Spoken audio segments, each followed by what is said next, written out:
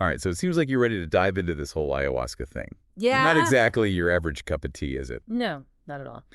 We're going to be using excerpts from Shaman John Rasmussen's blog, The Soul Algorithm, as our guide today. Okay. This isn't just going to be like Ayahuasca 101, though. Right. We're going to try to uncover some of the deeper insights that Rasmussen offers. It's interesting you mentioned deeper insights. One of the things that sets Rasmussen apart is he approaches ayahuasca as more than just a psychedelic experience. Okay. He views it as a tool for reprogramming your soul's algorithm. Oh, wow. Yeah. Okay, so that definitely sounds like we're going beyond Ayahuasca 101 here. Definitely. But before we get into soul algorithms, let's make sure we're all on the same page. Sure. What exactly are we talking about when we say ayahuasca? You're right. It's important to have a clear understanding of what ayahuasca is before diving into its deeper implications. Right. In simple terms, ayahuasca is a specially prepared drink that combines two primary ingredients. The first is the ayahuasca vine itself, which acts as an MAO inhibitor. Okay. That's a mouthful. Yeah. But basically it allows the second ingredient, chacruna leaves containing DMT, to have its full psychoactive effect. So it's not just about the DMT itself. There's this whole other element that needs to be present for it to work. Mm-hmm. Is that because DMT can't be absorbed otherwise? Precisely. Okay. The MAO inhibitor in the ayahuasca vine prevents the DMT from being broken down in the body before it can reach the brain. Gotcha. It's a delicate balance, and Rasmussen actually emphasizes the importance of the ayahuasceros, the shamans who prepare the drink, in getting that balance just right. You've mentioned the ayahuasca a few times now. Yes. What makes them so central to the ayahuasca experience, according to Rasmussen? Rasmussen paints a very specific picture of the ayahuasca's role. Okay. They're not just brewing up a psychedelic drink. Right. They're curating a spiritual experience. Okay. He compares their training to a Jedi apprenticeship. Years spent learning directly from the plants and the spirits of the Amazon. Okay. They become experts in navigating the spirit world, calling in helpful entities and shielding participants from those that might cause harm during the ceremony. Okay, so almost like spirit guardians? Yeah, you could think of it that way.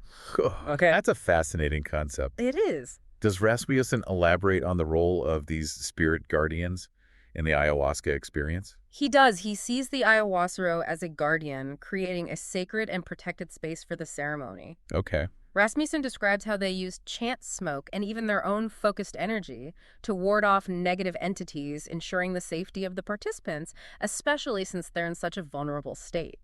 It sounds like finding a skilled and trustworthy ayahuasca is absolutely essential then.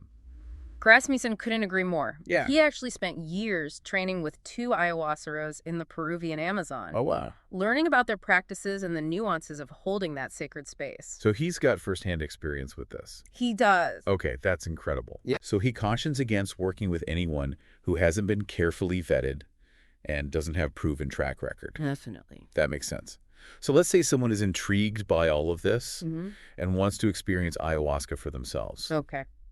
What are some of the key things Rasmussen suggests considering before even thinking about participating in a ceremony? Preparation is vital, both physically and mentally. Yeah.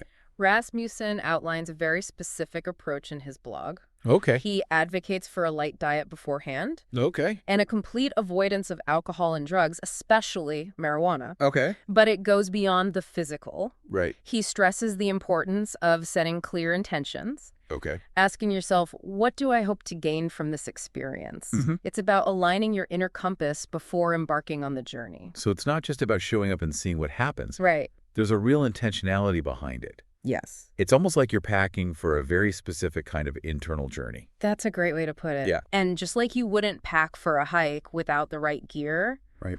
Rasmussen highlights the importance of mental preparation as well. Okay. He's very upfront about the fact that ayahuasca is not a guaranteed feel-good experience. Right.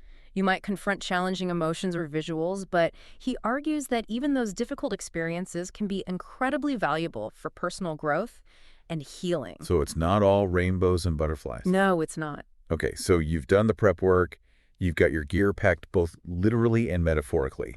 You're at the ceremony about to drink the ayahuasca. Okay. What can you expect? Well, What's actually happening in those moments? Rasmussen compares it to having all the channels in your brain turned on at once. Oh, wow. Imagine a room full of TVs, each one vying for your attention. Okay. It's about maintaining focus on your intentions, using your breath and the shaman's guidance to navigate through that overwhelming sensory experience. That sounds intense. It can be. Almost overwhelming. Yeah. Does he talk about any specific techniques for maintaining focus amidst that chaos? He does. He emphasizes the importance of breath work and being present in your body. Okay. He also talks about how the Ayahuasca uses their voice and specific chants to guide participants through the experience, helping them navigate those challenging moments. So it's not just about surrendering to the experience completely. Right. There's an element of active participation involved. Exactly. You might experience visions and intense emotions, even physical purging. Wow. But Rasmussen is adamant that you are ultimately in control. Okay. It's not about surrendering your power, but about engaging in a powerful process of self-exploration and healing. This all ties back to his idea of reprogramming your soul's algorithm, doesn't it? Yes. Is he essentially saying that by navigating this intense experience, you're learning how to better control your inner world? That's a great observation. He sees it as a training ground for mastering your mind and energy. The intensity of the ayahuasca experience, the constant need to confront distractions and maintain focus, can translate into greater self-awareness and control in your everyday life. Okay. It's like a mental boot camp. So it's not just about the ceremony itself, but the ripple effects it can have on your life afterward. Precisely. The healing and insights gained during the ceremony are meant to be carried forward. Okay. And we'll dive deeper into that process in the next part of our deep dive. It sounds like we've only just scratched the surface here. We have. There's so much more to explore when it comes to ayahuasca, its effects, and its potential. Definitely. Stay tuned as we continue our deep dive into the soul algorithm. Sounds good. Welcome back to our exploration of ayahuasca through the lens of John Rasmussen's soul algorithm. Yeah, we're back. Before the break, we were discussing how intense the ayahuasca ceremony can be. Intense is definitely one way to put it. Right. We talked about sensory overload, the potential for purging. It makes you wonder how you even begin to process all of that once the ceremony is over. That's where the concept of integration comes in. Okay. And Rasmussen dedicates a significant portion of his blog to this crucial phase. Right. It's not enough to simply have the ayahuasca experience. Okay. The real work, he argues, is in unpacking it, understanding it, and weaving it into your life. So it's like climbing a mountain, reaching the peak, having this incredible view, and then realizing you still have to make your way back down. Right. And figure out how to integrate that experience into your everyday life. That's a perfect analogy. Okay. And Rasmussen provides a sort of map for that descent, Okay. outlining specific techniques and practices that can be helpful in the integration process. What kind of map are we talking about? What are some of the specific techniques he suggests? One of the first things he emphasizes is the value of working with a therapist or healer who's familiar with ayahuasca and its effects. Okay. They can help you process those intense emotions, the visions, the insights that might have come up during the ceremony, and guide you in making sense of them within the context of your life. So it's not necessarily a solo journey. Right. Having that external support can make a big difference in actually benefiting from the ayahuasca experience. Exactly. Yeah. It's like having a guide to help you navigate the terrain after the climb. Yeah. They can help you spot patterns in your thinking, connect the dots between the insights you had during the ceremony, and figure out how to apply those realizations to create positive change. Rasmussen also mentioned something called mythic rituals in his blog. Yes. What are those? Okay. And how do they fit into the integration process? He describes mythic rituals as symbolic actions or practices that help you embody the lessons you've learned during the ayahuasca ceremony. Okay. It's about taking those abstract insights and grounding them in your daily life. Can you give me an example of what a mythic ritual might look like? Absolutely. Rasmussen gives a few examples in his blog. Okay. Journaling is one he often recommends. Okay. He provides specific journaling prompts that can help you delve deeper into the themes and emotions that surfaced during your experience. So it's not just about randomly writing down your thoughts and feelings. No. There's a real structure and intentionality behind it. Exactly. And he provides a framework for understanding those insights. Okay. Another example he gives is spending time in nature. Okay. He talks about how the jungle itself holds a powerful healing energy that can help amplify the effects of the ayahuasca and continue that process of integration. So nature can play a role in this too. It can. It sounds like mythic rituals are all about creating a bridge between that profound experience and your everyday life. That's exactly it. It's about taking those insights and weaving them into the fabric of your being. Right. And it's in that weaving, Rasmussen argues that the real magic of transformation happens. Okay, so we've talked about integration, working with a therapist in mythic rituals. Let's go back to the ceremony itself for a moment. Okay. You mentioned earlier that the ayahuasca is responsible for holding sacred space during the ceremony. Yes. Can you explain what that means and why it's so important? Rasmussen dedicates an entire section of his blog to the importance of holding sacred space. Okay. It's about creating a safe and protected environment, not just physically, but energetically as well. Okay. The ayahuasca is like a guardian, Right. using their training and connection to the spirit world to create a container where healing and transformation can occur without interference. But doesn't that raise concerns about the reliability of the experience? It's a valid question. Yeah. And it's one that Rasmussen addresses directly in his blog. Okay. He acknowledges that the ayahuasca's presence undoubtedly influences the experience. Right. But he argues that it's not about the shaman dictating what you see or feel. Right. Instead, it's about creating a safe and protected environment where you can confront your own inner world without external interference. So it's less about the shaman controlling the experience and more about them creating a safe space for you to do your own internal work. Exactly. Rasmussen uses the analogy of a gardener. The ayahuasca is like the gardener who prepares the soil, plants the seeds, and tends to the environment. Right. But ultimately, it's the plant itself that grows and transforms. That makes a lot of sense. Yeah. It puts the responsibility back on the individual to do the work of self-exploration and healing. That's a key point for Rasmussen. Okay. He's very clear that ayahuasca is not a passive experience. Right. It's not about surrendering to the shaman or the medicine. Okay. It's about actively engaging in the process of transformation. He also mentions that the experience can vary greatly from person to person, even within the same ceremony. He tells a story in his blog about a ceremony where one participant had profound visions, another experienced intense emotional catharsis. Wow. And a third person didn't feel much at all. Really? And all of these experiences, he argues, are valid and valuable in their own way. So there's no right or wrong way to experience ayahuasca. Exactly. Rasmussen stresses that comparing experiences is futile because everyone's journey is unique. He encourages people to let go of expectations and simply surrender to the process, trusting that the medicine will work its magic in the way that's best for them. Surrendering control can be challenging for some people. It can. Especially when it comes to something as powerful as ayahuasca. It can be. Yeah. But Rasmussen sees that act of surrender as a valuable lesson in itself. Okay. It's about learning to trust in a power greater than ourselves, to let go of our need to control every aspect of the experience, and to allow the medicine to guide us. Okay. We've talked about finding a skilled ayahuasca, preparing physically and mentally, setting intentions, holding sacred space, and integrating the experience afterward. Right. Sounds like a lot of work.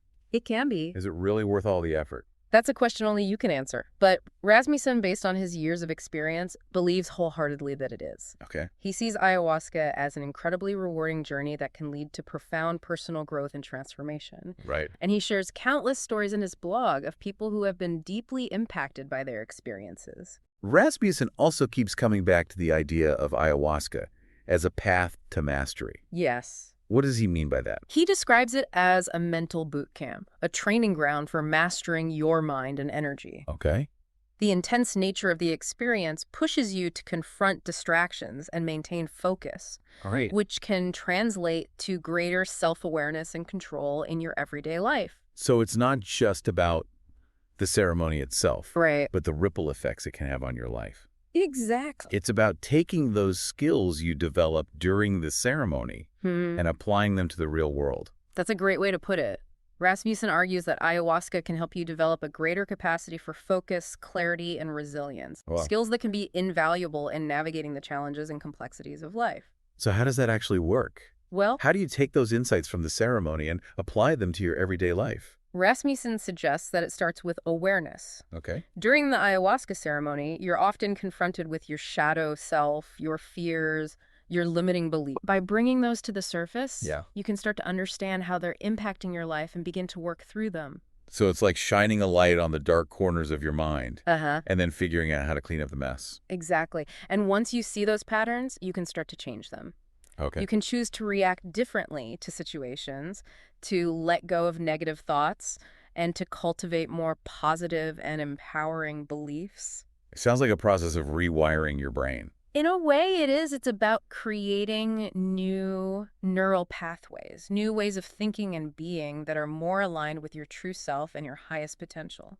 So ayahuasca is not a magic bullet. It's not. It's a tool that can help you do the work of personal transformation. Precisely. It's a catalyst for growth, but it's up to you to do the heavy lifting. So it's not about escaping reality. Right. It's about facing it head on and using the insights gained to create a more fulfilling and meaningful life. That's where the real power of ayahuasca lies, according to Rasmussen. Okay. It's not about seeking a temporary high, right? But about embarking on a journey of self-discovery and transformation that can have a ripple effect on every aspect of your life. It sounds like a pretty incredible journey. It can be. But it also seems like a lot of responsibility. It is. And that's why Rasmussen stresses the importance of approaching ayahuasca with respect, intention, and a deep understanding of its potential effects. Right. It's not something to be taken lightly. Right. But for those who are ready to embark on this journey of self-exploration and healing, it can be a truly transformative experience. So remember, this is just one perspective based on the experiences and insights of Shaman John Rasmussen. Yes. There's a whole world of knowledge out there about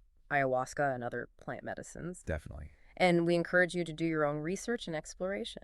Absolutely. Always approach these topics with an open mind, a critical eye, and a healthy dose of skepticism. Okay, we've covered a lot of ground here today. We have. We've talked about the preparation, the ceremony, the integration process, the potential for healing and mastery.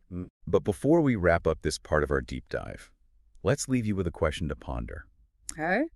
If you were to embark on an ayahuasca journey, what intention would you set? What aspect of yourself would you want to explore and transform?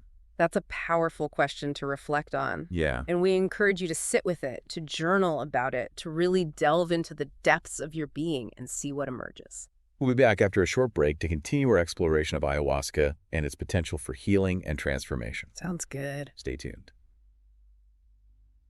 Okay, so we're back. Yes, we are. And we've been exploring ayahuasca through this very unique perspective of Shaman John Rasmussen. Right. And his blog, The Soul Algorithm. It's clear there's a lot to consider. Definitely. From, preparation and intention setting. Right. To the actual ceremony and the integration process afterward. Absolutely. It's been quite a journey, hasn't it? It really has. As we wrap up our deep dive, there's one more crucial point that Rasmussen keeps coming back to that we haven't touched on directly yet. I'm all ears. What is it?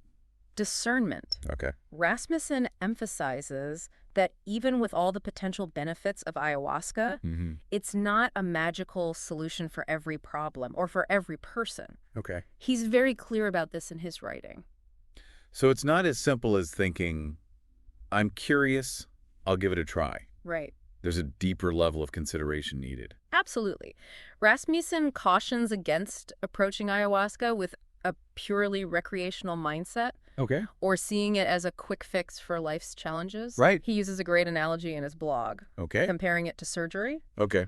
You wouldn't just pick up a scalpel and start operating on yourself, would you? That's a pretty vivid image. It is. But I think I get the point, though. Good. You need to understand the tools, the potential risks, the possible benefits. Right. Before even considering something like surgery. Exactly. And he's suggesting it's the same with ayahuasca. Precisely. He talks about the importance of thorough research, finding reputable sources of information, and really taking the time to understand what you're getting into before embarking on an ayahuasca journey. So it's about asking yourself some tough questions. Yeah. Am I truly ready for this? Uh-huh. What do I honestly hope to gain from this experience? Right. And am I prepared for the potential challenges and discomfort? Those are some of the key questions he poses to his readers. Okay. And he adds another layer of consideration. Okay. Pointing out that ayahuasca can amplify existing mental health conditions. Oh, wow. If someone is struggling with anxiety, depression, or other mental health issues, Right. It's essential to consult with a mental health professional before even thinking about ayahuasca. It sounds like safety and preparation are paramount in Rasmussen's approach. They absolutely are. He places a strong emphasis on finding a skilled and experienced ayahuasca. Right. Someone who can hold that sacred space, guide you through the experience, and provide support during the often challenging integration process. So it's not just about the medicine itself. Right. It's about the whole context. Exactly. The setting, the guidance, the integration work. Yeah. It all plays a part. Exactly. Yeah. Rasmussen is advocating for a holistic approach to ayahuasca. Okay. Creating a container for healing and transformation that's safe, supportive, and conducive to the deep inner work that he believes is possible with this medicine. It sounds like a lot to think about. It is. But it also sounds like a journey that could be incredibly worthwhile. It can be. For those who are ready and prepared. That's how Rasmussen frames it. Okay. He refers to ayahuasca as a rocket ship to mastery. Oh, wow. A powerful tool for accelerating personal growth and transformation. Okay. But like any powerful tool, it needs to be used responsibly with respect. Yes. And with a clear understanding of its effects. So as we bring our deep dive into the world of ayahuasca to a close, what's the one key takeaway you want to leave with our listeners today? I think the most important point to remember, as John Rasmussen emphasizes in The Soul Algorithm, is that ayahuasca can be a powerful medicine with the potential to facilitate profound healing and transformation. But it's not a magic bullet. It requires careful preparation, a discerning approach, and a willingness to do the inner work. And it's a journey that should always be approached with respect, reverence, and a deep understanding of its potential effects. Absolutely. And it's crucial to remember that this is just one perspective. Based on John Rasmussen's experiences and insights. There's a whole world of knowledge and diverse viewpoints out there regarding ayahuasca and other plant medicines. So keep exploring.